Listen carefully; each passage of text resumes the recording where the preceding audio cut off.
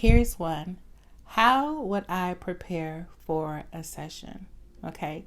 This is very important because both people have to prepare, the practitioner as well as you, but you as a client to prepare for the session and get the most. I ask all clients to do a slight detox of some sorts beforehand so the energy can move. So, for example, no alcohol, right? No heavy meat products at least 2 days before your session.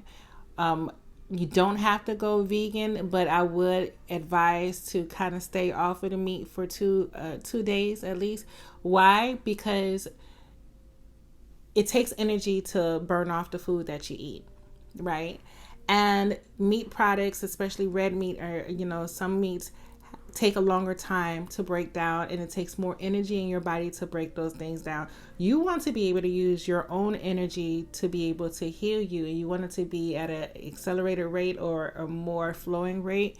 You want to eat light, okay? Stay off the alcohol because you don't want to deal with any influence, okay? Anything that's going to influence the spirit within you.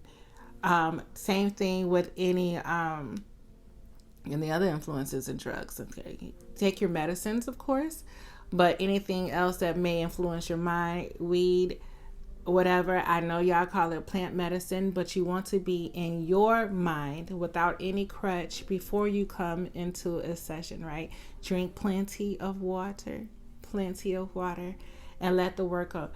Remember, you're not the only one that's going through this. Your practitioner should be doing the same thing. So this is the same thing that I do for myself to ensure that my energy is flowing, that your energy is flowing, and that the universe can flow through us, right? I am just simply a conduit. So I have to make sure that my energy centers are clear as well before I work with you, to avoid any influences going into you, right? So myself, I also fast off of meat, alcohol, any plant medicines, right? At the same time, to ensure that we are able to entrain our energies in the right way, right? So that's how you will prepare. And then we give you steps after your session on what to do, okay?